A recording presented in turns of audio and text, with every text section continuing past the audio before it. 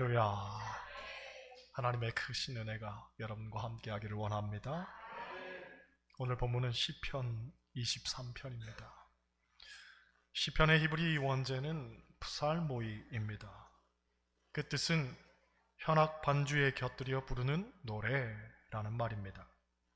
그러니까 시편은 노래하듯 읽어야 합니다. 그리고 읽으면서 우리는 하나님을 찬양해야 합니다.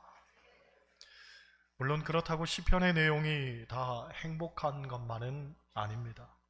힘들 때, 고통스러울 때, 때로는 절망이 될 때, 그러한 상황과 감정들을 토로하며 쓰여진 것도 있습니다.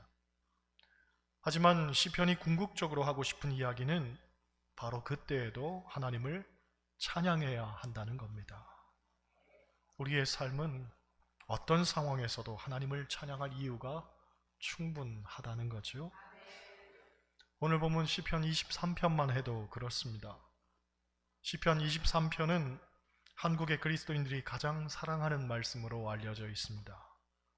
유명한 스펄전 목사님은 시편의 진주와도 같아 이런 이야기를 하죠.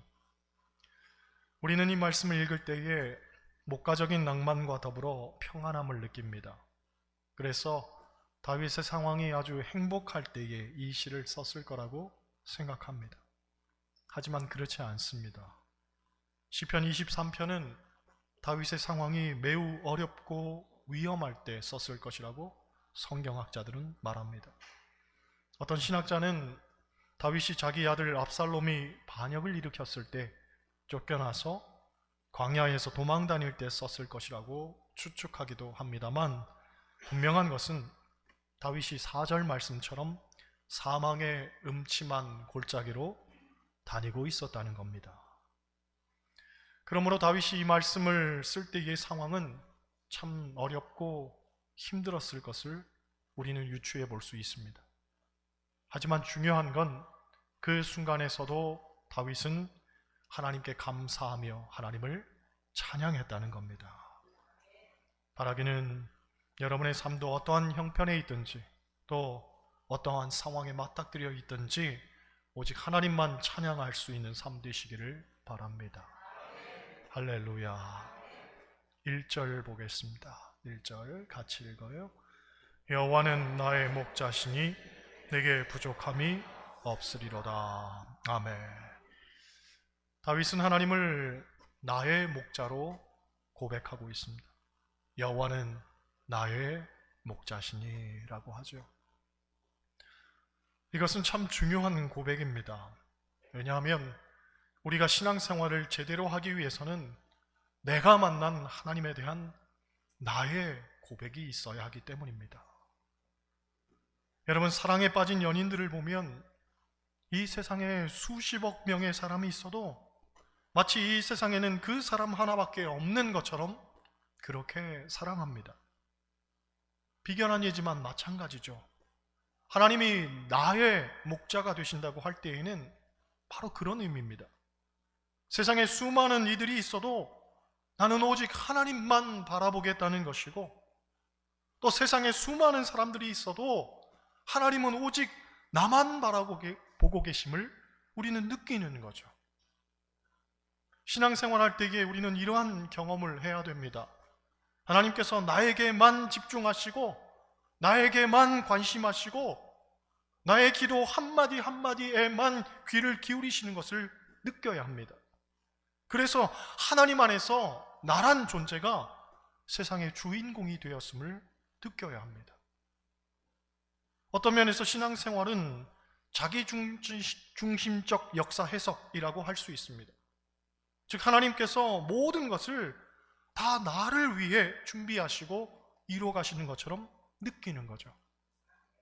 이를테면 제가 이 교회에 와서 늘 기도하는 것이, 하나님, 기도하는 사람 보내주세요.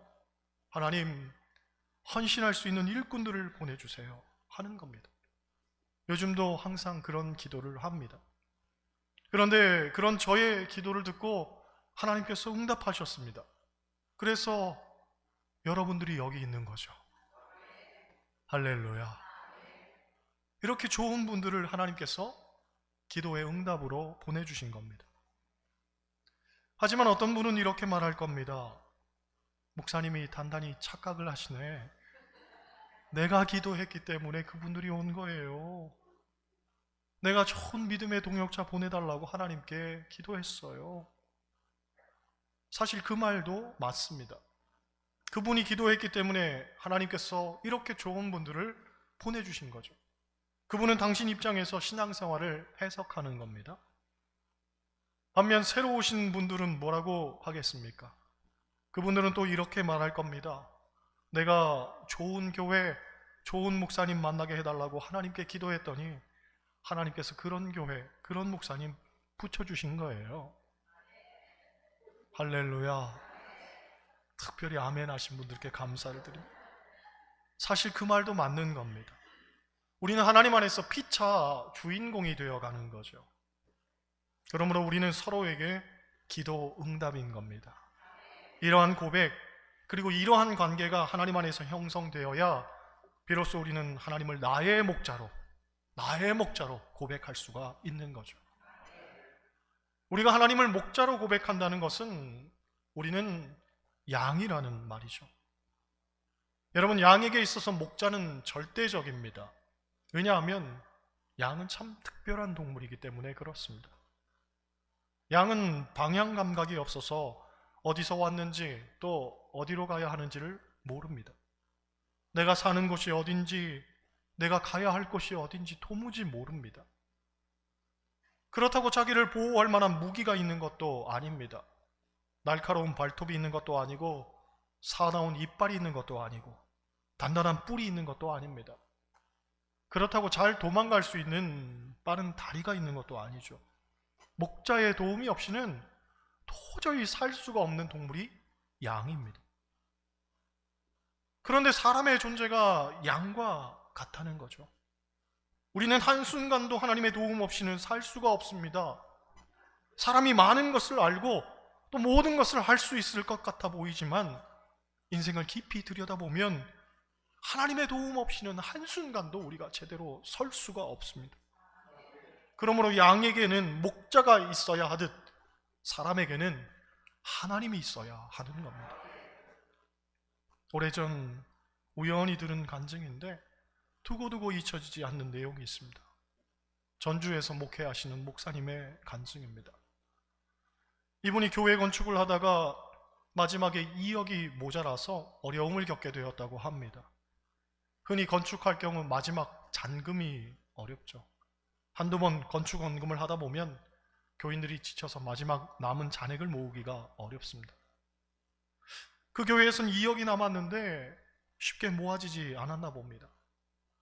그러던 어느 날 그 교회에 허집사라는 분이 있었는데 목사님에게 와서 암소 한 마리를 바치겠다고 하는 겁니다. 그런데 암소가 어떤 소냐면 허집산의 전 재산이었습니다. 그 소를 가지고 남의 집 논밭을 갈아주면서 5 식구가 먹고 살았는데 그걸 하나님께 바치겠다고 하는 거죠. 더구나 그 집은 그 교회에서 가장 가난한 집이었습니다.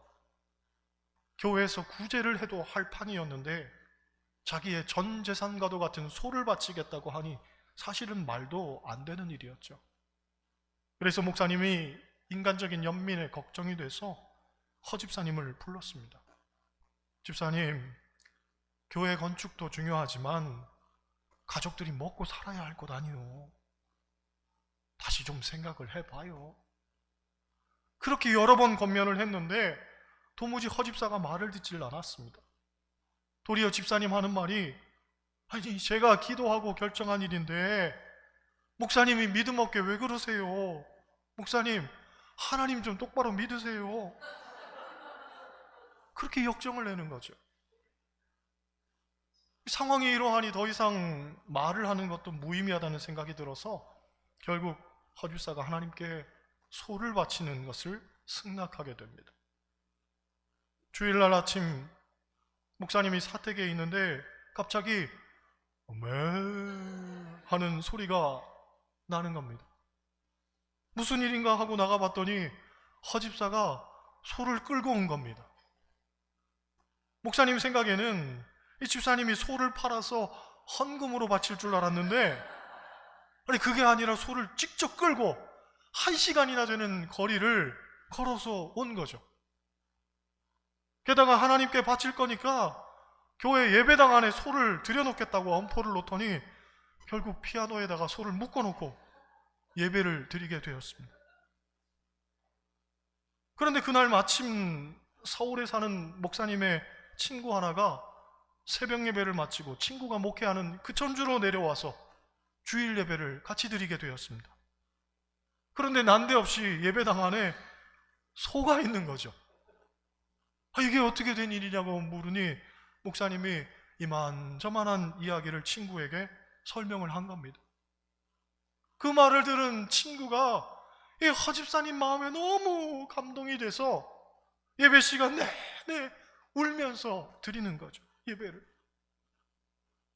그런데 저쪽에서는 소를 바친 허집사님네 가족들이 울면서 예배를 드리는 거예요.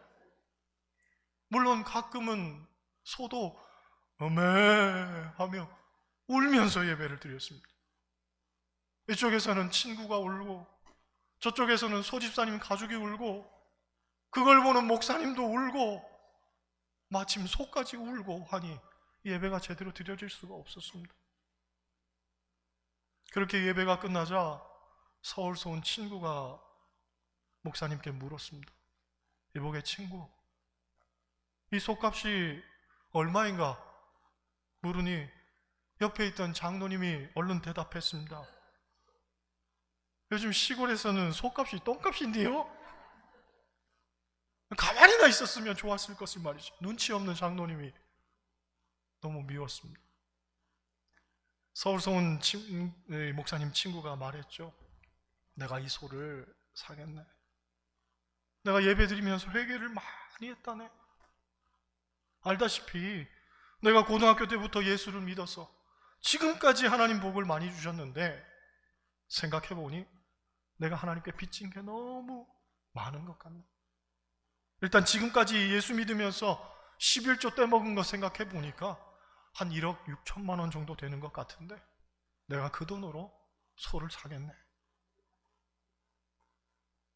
목사님과 장로님 입이 떡 벌어졌습니다. 세상에나 소를 1억 6천만 원 주고 산다니 이게 말이 되는 일입니까?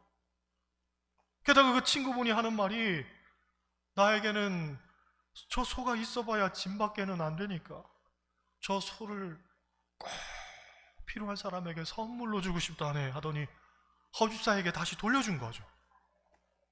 그리고 소값 말고 내가 이 교회에다가 감사헌금을 좀 하고 싶다네 하더니만 4천만 원을 헌금한 거예요. 결국 교회가 필요한 2억의 재정이 정확히 채워진 거죠. 재미난 건 알고 봤더니 허집사가 드렸던 암소가 새끼를 베고 있었다고 합니다.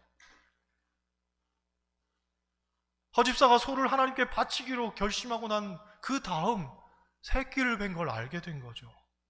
그러니 결정하기가 너무 힘들었다는 거예요. 새끼 난 다음에 바칠까 어쩔까 하다가 하나님께 약속한 게 있으니 눈물을 머금고 그냥 바쳤다는 거죠. 사실 그것 때문에 예배 시간에 엄청 가족들이 울었다는 거죠. 새끼 낳고 바칠 걸. 결국 그 소를 받아 집에 가서 한두 달 지나니 소가 새끼를 낳았습니다. 그것도 2마리나 낳았습니다. 그뿐이 아니라 목사님 친구가 허집사님 네 자녀를 모두 자기 회사에 취직시켜 주었다는 전설 따라 삼천리가 전해져. 할렐루야.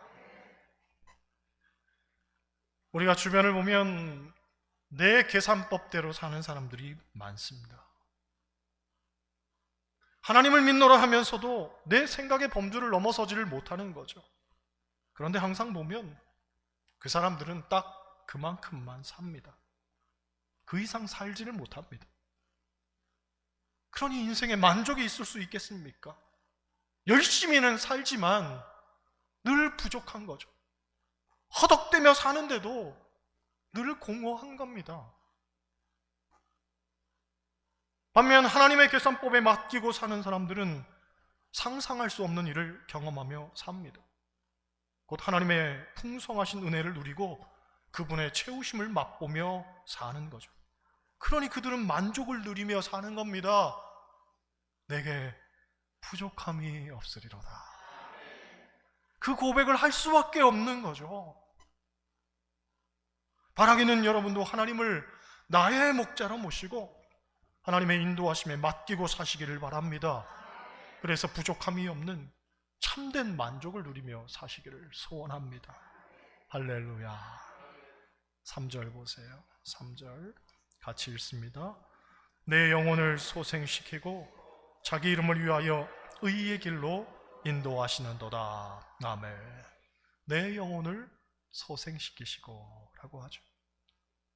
여러분, 우리에게 가장 불행한 것은 영혼이 침체되는 것입니다.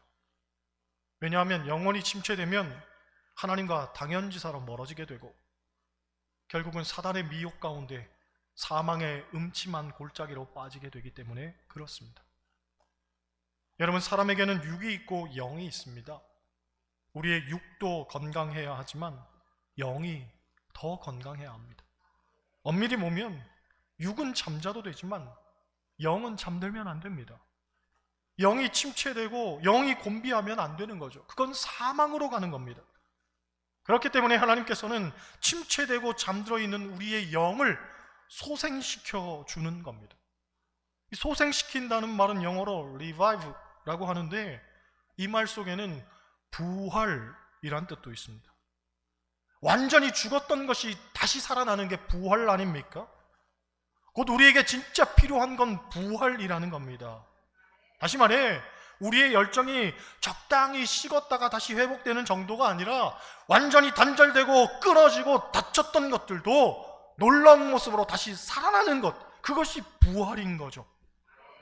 여러분의 신앙이 완전히 차디차게 식어버렸고 헌신에 대한 마음이 조금도 없이 우리 신앙생활이 무미건조해져 버렸을지라도 하나님은 여러분을 다시 소생시키시고 부활시킬 것이라는 말입니다. 여러분, 다시 회복되기를 원합니다. 우리의 영혼이 소생되기를 원합니다. 그래서 마음이 뜨거워지고 주를 향한 열정이 살아나고 다시 열심을 품고 주를 섬기며 죽었던 우리의 신앙이 다시 부활되기를 원합니다. 할렐루야. 우리가 읽은 이 3절을 보면 주목할 만한 내용이 나옵니다. 자기 이름을 위하여 라는 겁니다. 자기 이름을 위하여. 즉 우리의 영혼이 소생되고 우리가 의의 길을 걷게 되는 것이 종국은 누구를 위한 것이냐면 자기를 위한, 하나님을 위한 일이라는 거죠. 하나님을 위한 일. 이것이 무엇을 의미하냐면 쉽게 말해 이런 뜻입니다. 여러분, 양에게 필요한 것이 순종이라면 목자에게 필요한 것은 책임입니다. 즉 양의 생명은 결국 목자에게 달려있는 거죠. 목자가 어떻게 하느냐에 따라 양은 그 생사가 결정이 됩니다. 그런 면에서 어떤 양이 되느냐는 사실 목자의 몫입니다. 그러므로 자기 이름을 위하여 라는 말은 하나님의 책임감이라고 볼 수가 있습니다. 하나님께서 우리를 끝까지 책임지시겠다는 말입니다. 그런데 그 책임감은 4절을 통해 두드러지게 드러납니다. 4절 보겠습니다. 4절 같이 읽어요. 내가 사망의 음침한 골짜기로 다닐지라도 해를 두려워하지 않을 것은 주께서 나와 함께 하심이라.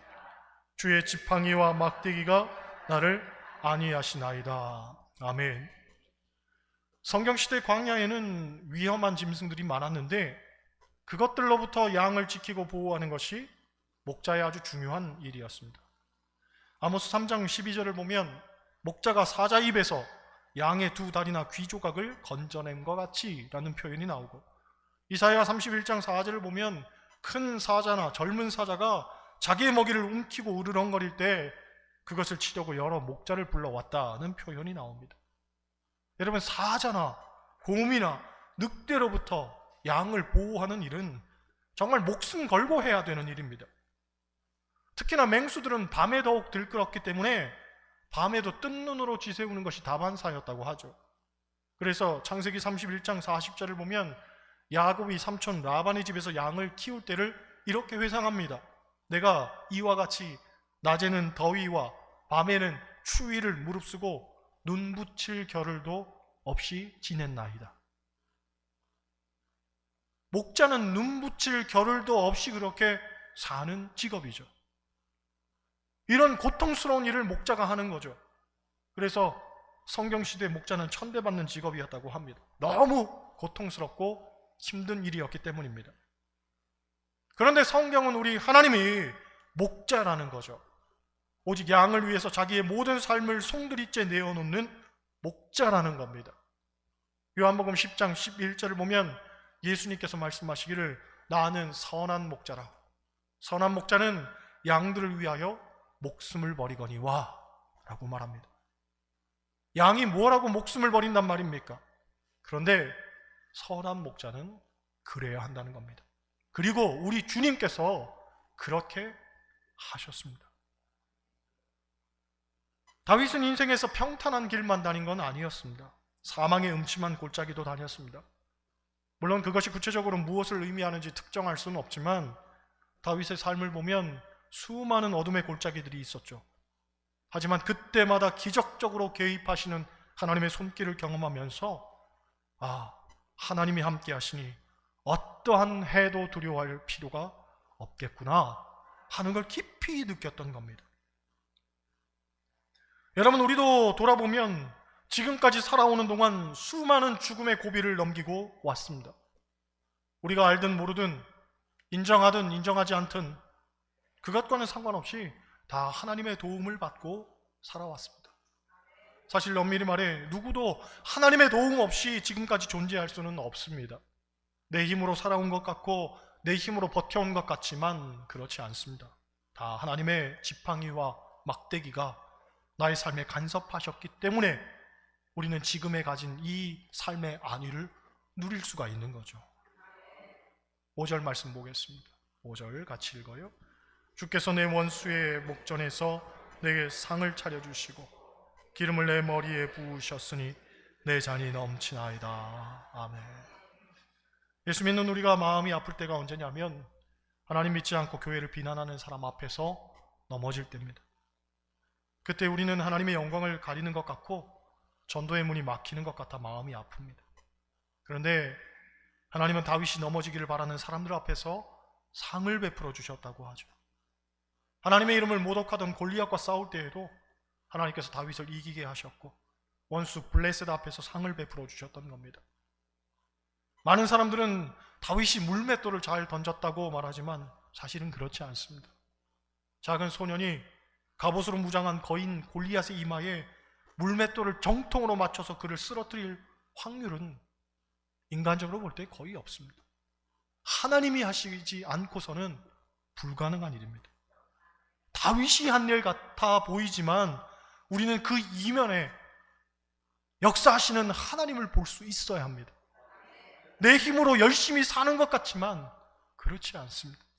그 결과를 정당하게 그리고 떳떳하게 거둘 수 있도록 도와주시는 분 하나님이십니다. 여러분 삶의 배후에 계신 하나님을 볼 줄 알아야 되는 거죠. 6절 말씀 보겠습니다. 같이 읽어요.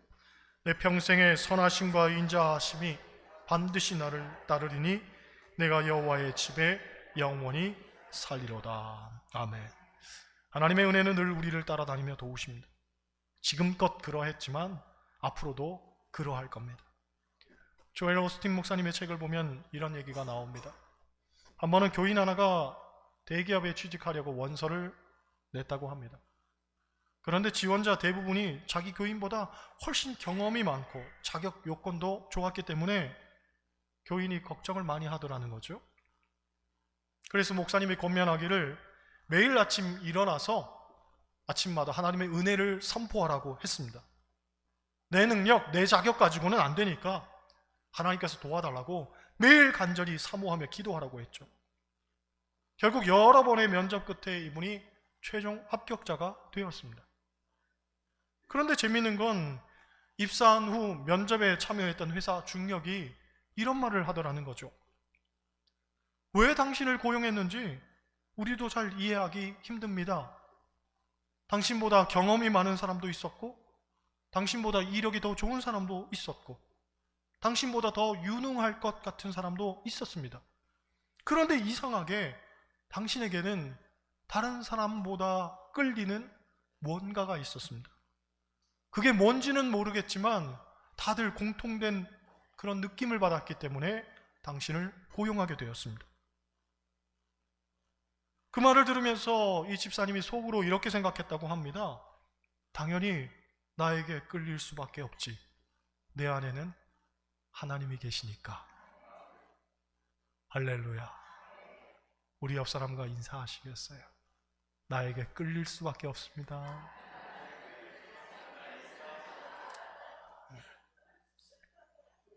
끌릴 수밖에 없죠.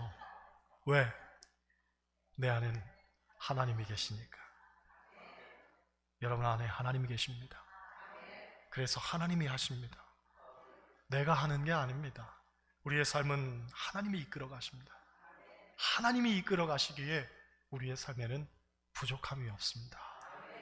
오늘도 하나님께 우리의 모든 삶 맡기고 사는 저와 여러분 다 되시기를 주님의 이름으로 간절히 축원합니다. 기도하겠습니다. 삶은